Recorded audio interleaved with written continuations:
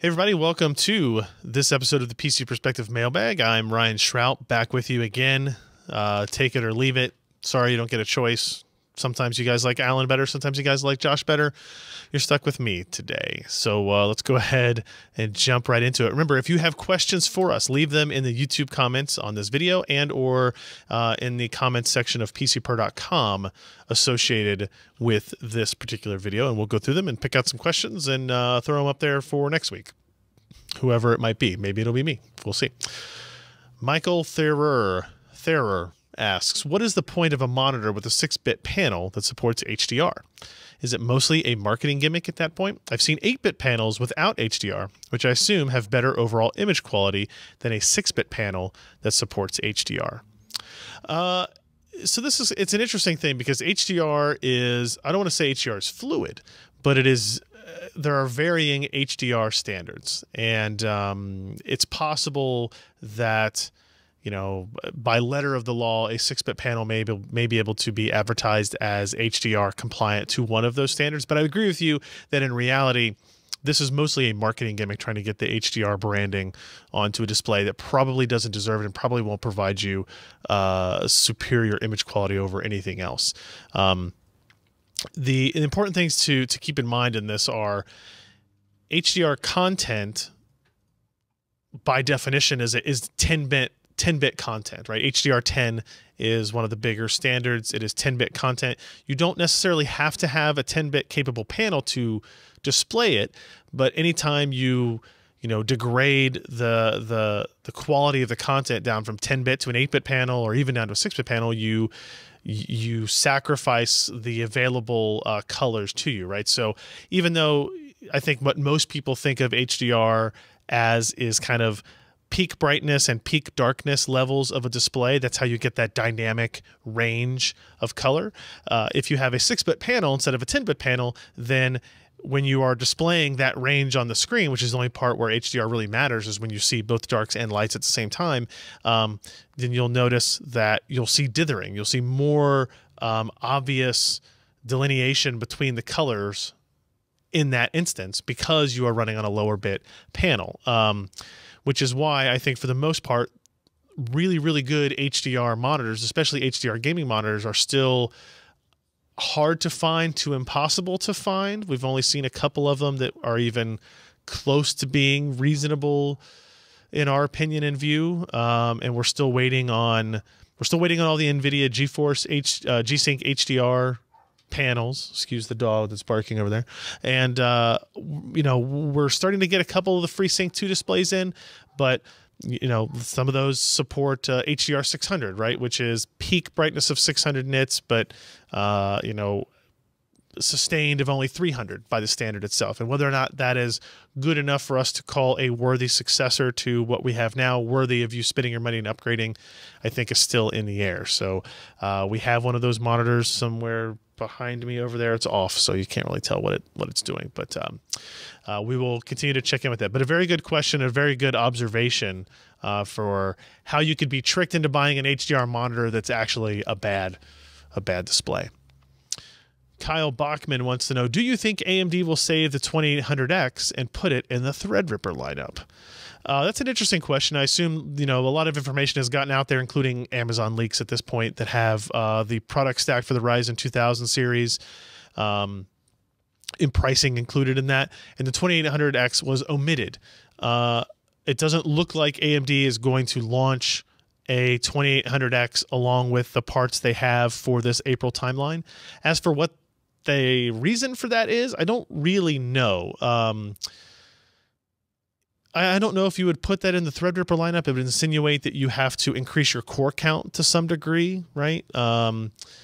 Or at the very least improve some other capabilities of it. I don't know if we really need that bridge part though. And it all depends on, look, the Ryzen and Threadripper stack was full in the 1000 series, right? And I imagine it will remain full in the 2000 series. There's not going to be this huge gap. Now, what's interesting is if the pricing comes out at, $330 or $350 or whatever it was for the 2700X, and that happens to be their highest price part, then there is a gap between that and where Threadripper would be that a 2800X might be able to fill.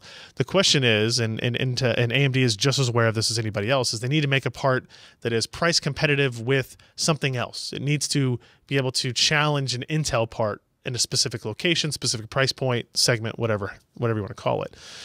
So they're not just going to toss something out there that they don't think will be competitive. Obviously, the 8700K is priced around $350, so chances are AMD believes that 2700X will be able to compete in that space. We'll find out, before the end of the month whether or not that's true.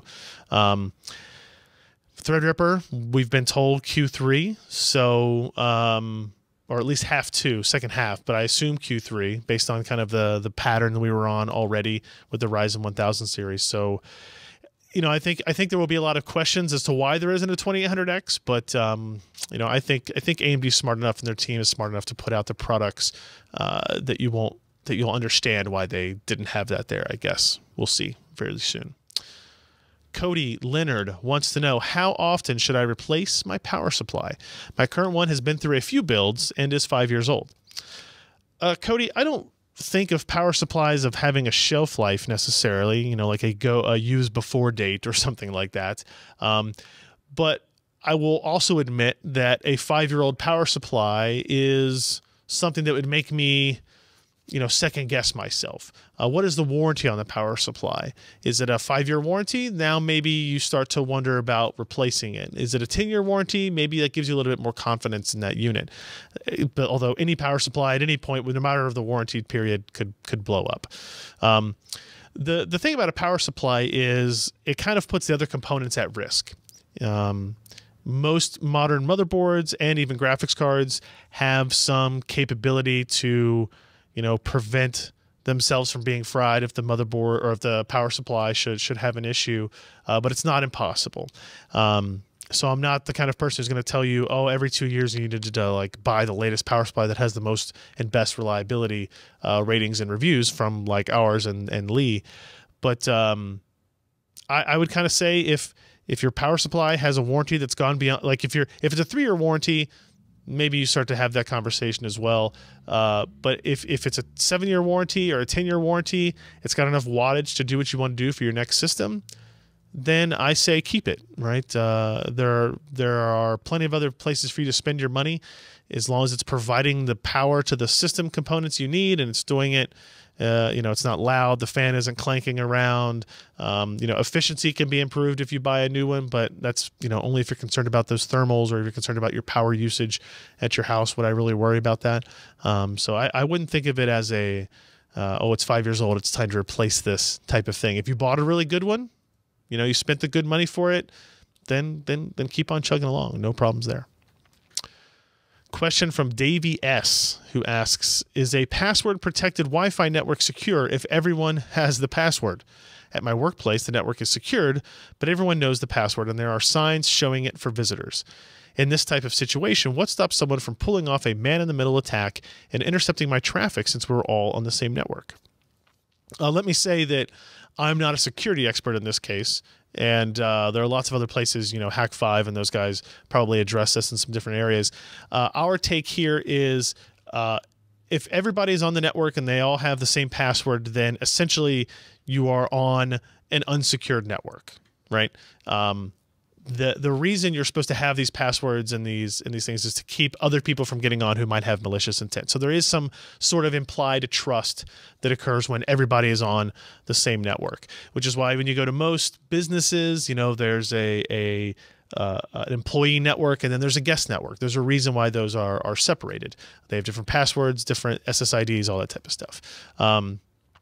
So I think, and Alan agrees, you're probably still susceptible to that man-in-the-middle attack if everybody is on the same Wi-Fi network with the same, secure password. So keep that in mind. But like I said, don't just assume that what we're saying here is going to save you or get you into trouble. Check with some other guys as well that might be able to give you some more detail on that. Next question, John STF72 asks, why don't VR manufacturers agree on a universal standard? Wouldn't this make development easier and lower the costs for consumers? Or is VR technology just not there yet? there's a couple of interesting things here. You're talking about universal standard, but John, you don't mention hardware or software. From a hardware standpoint, there's not going to be a universal standard because it's, you're basically looking at a refresh rate and a resolution, which is basically the issue we have with monitors, right? So a video card and a gaming system should be able to support any number of resolutions, any number of refresh rates without a problem. And I imagine that will be the case for VR headsets from a hardware point of view. Now, what is more complicated is the software side. You've got your Oculus SDKs, you've got your Steam VR SDKs, you have Google's VR SDKs, whose name I'm blanking on, Daydream. Apple will probably have their own VR SDK at some point. Now, that is where a universal standard would be useful to consumers and developers, but not really to the hardware manufacturers themselves, because they believe that their software is what allows them to differentiate. So, for example, if you look at Oculus, they were the first to implement time warp, space warp technologies that they thought gave their platform the advantage by being able to support lower performance hardware and still providing very good VR experiences. Now, that's something that they had an advantage on, they had a lead on. I think if you're looking at that type of stuff, that's probably not going to change. You'll see consolidation at some point. You'll see players kind of, fall through, but you'll also maybe see new APIs come into place, right? Vulkan or DirectX or whatever that really tries to group these guys together so that Steam VR and Oculus kind of have to support the same base level. Developers can target that, and that's probably where it will go. Also, another thing on standard for hardware is controllers. That could also use some standardization.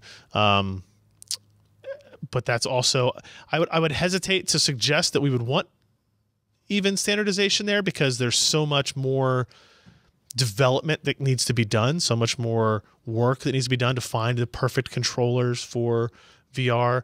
And even on headset hardware, I would say there's a lot more work to be done for comfort, capability, how you integrate lenses, how you do screen refreshing, right? Do you do foveation? There's all kinds of things that can change. And I think at this point, if we did a universal standard, it would stymie that to some degree.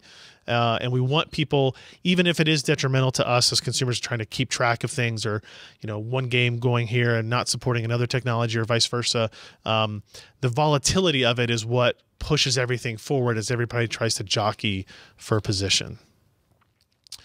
Andrew wants to know, I'm in the market for an NVMe M.2 SSD. The Samsung 960 models have been out for 18 months now. Any word on when Samsung will ship an upgraded part? We don't know for sure when that will be. We assume it's coming. We have seen floating around some of the OEM equivalents of what probably would be called a 970 series, but that can happen weeks, months, quarters ahead of when the consumer retail variant of it actually starts shipping, or even starts leaking out, for that matter.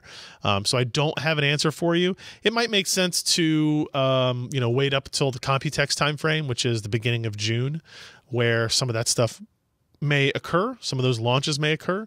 Otherwise, there are plenty of awesome SSDs out there. The 960, I agree, long in the tooth, hasn't really come down in price a whole bunch. Not a huge amount of really competitive solutions out there to force it to, but that's what you can afford to do when you're in that leadership position. So sorry, no better answer for you, Andrew. Sean asks, a recent podcast discussion of using HBM as an L4 CPU cache reminded me of hybrid memory cube technology, which is announced around the same time as HBM. HMC was supposed to be cheaper to produce, but I haven't heard anything about it in several years. Well, HBM, by comparison, is in its second generation. Any ideas about why HMC hasn't taken off? Sean, no, I don't have any answers for why that is. I will say that it had been so long since I'd heard about it, I had to go read about it again, figure out what it was. It's a stacked DRAM configuration using TSVs through silicon vias for communication. It shares a lot of similarity with HBM and the stacks there, but it still claims to have some performance advantages and some efficiency advantages. Also, Samsung and Micron Technologies were kind of created a consortium around this technology, so I still think it probably has legs at some point. that being said, the fact that HBM took off, HMC did not, tells us that either it is not easier to manufacture or produce, or it doesn't offer the performance or efficiency advantages that maybe it had promised at the outset. These guys, keep in mind that the memory technology companies and the companies building products based on these memory technologies are really, really smart. And they're also they also really have a goal of creating the best part, the most efficient part, the most cost-effective part. If HMC Hybrid Memory Cube were a viable solution that they could push into production, they could buy at a reasonable price and get the performance and efficiency out of it, I think we would have seen stuff for it by now. And that doesn't mean that HMC won't get there. When it could just be an issue of, hey, think about it this way, all memory production is kind of maxed out. Is there any need for Samsung or Micron to really spend time, money, resources, wafer space, fab space to develop a new technology, knowing that they can sell whatever they can make now at really high margins, really high prices, that they don't need to push into the HMC mode yet? So that would actually kind of be my combined guess. A little bit of maybe the technology wasn't as revolutionary as we thought. And I will say, as I read the hybridmemorycube.org website, there's a lot of language in here that seems very outdated. They reference DDR3 memory, for example, on the homepage of this site. So I don't want to say it's dead. I don't know, but it clearly didn't offer a big enough advantage for people to move away from HBM. Anani Mouse, very funny. Has PCPer done any investigation or follow-up regarding NVIDIA's GeForce Partner Program? Any word from OEMs or AIBs? I have done a ton of asking about this and have gotten little to no answer. I will say that in my conversations with NVIDIA, they're not open discussing about why it's not as transparent as they maybe had claimed it was going to be, but they are very open talking about how when all of this does come out, when the transparency is revealed, that everything that they've said will be vindicated and all of this other stuff will be pushed aside. I don't know if that's the case. Kyle and the guys at HardOCP still doing posting about GPP, still looking into it, still talking to guys about it. I think it's still something worth looking into, right? It's still something that we should be asking about. And the problem is, Kyle was able to get OEMs to at least talk to him in an off-the-record state, and I have not been able to do that. I have asked OEM contacts and AIB contacts about this stuff, and they don't even want to talk about it. I think, honestly, what I believe is they already think like, okay, we've already made our noise, we've created our ruckus that we're going to create through Kyle and HardOCP, and they don't want to risk any more issues. If this is a big deal for NVIDIA, the last thing this companies want to do is be known as the ones who are leaking information about it. So I don't know anything else about it. I'm still asking about it every time I see NVIDIA, every time I see an OEM. Trust me, it's the topic that comes up. And from AMD's standpoint, I understand their desire to have this out there. I don't know what their end goal was, if they thought NVIDIA would back down from it if it was a detrimental program for them. But in reality, what AMD should be doing is, working on their own products, creating that roadmap, adjusting it. Although I know their fear is, being pushed around by the much bigger guy in the room. And NVIDIA is, and GeForce is a much bigger guy in the room than Radeon is. So we'll see what happens. Still following other stuff on it, but I don't have any additional information to talk about here yet. So we got time for one more, maybe. Edge Eagle 63. Whenever a new AAA game is released, NVIDIA and AMD often quickly release new drivers that they claim are, quote, optimized for that game. This seems crazy to me because wouldn't optimizing for one game de-optimize others? For example, by focusing on certain visual effects specific to the new game that aren't present in other games. What are these optimized game drivers really doing? That's a good question. So the way I understand it is, and the way I would express it to you guys, is that a lot of what a driver is doing is it's interpreting commands from the API, or from the game rather, and sending it through the API down into its own how it breaks down the workloads in its own architecture, right? And a lot of what these drivers are doing is they're optimizing how instructions are passed into the GPU for the most efficient, to do that most efficiently, right? So optimizing for one game doesn't mean you are de-optimizing another game. If anything, you know, it is very much a, you know, when it detects this particular game, when it detects this particular effect, it knows it's essentially doing real-time compiling, and it knows how to rearrange things, how to make it most efficient on its architecture, and output the correct result. A long time ago, this used to be a lot of shader recompiling, right? So, and I still think some of that happens as well. Game developers write shaders. These are little programs that, you know, pixel shaders that decide, you know, how this particular texture is going to look, or how this particular polygon is going to shape on the screen. And they write these shaders to do it. NVIDIA gets it. They realize they're doing a whole bunch of work on the compiler side, looking at what parts of the game engine are slowing down. They can see that compiler. They can say, oh, actually, you know what? Or that shader, we know how to do this on our architecture more efficiently than what they tried to do it for a general purpose, you know, API call. And they can basically look in the driver, say, hey, when you see this shader trying to be run, replace it with this and go, and everything's going to operate faster. It also explains why drivers get so big and why it can be a very complicated thing to manage and keep track of. So no, it does not. Optimizing for one game, excuse me, does not mean you are de-optimizing for anything else. There's not a limited space of code that can be run, and you have to remove some to replace it with another or anything like that.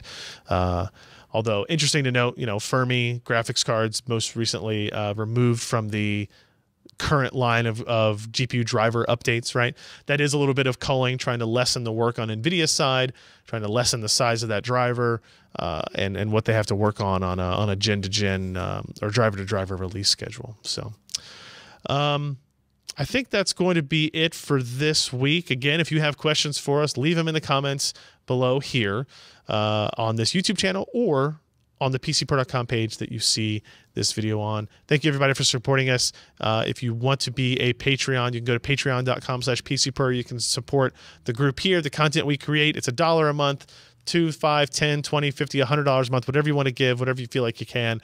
We greatly appreciate it, and it enables us to do additional content like this that you're seeing here. So thanks everyone. We'll see you next time.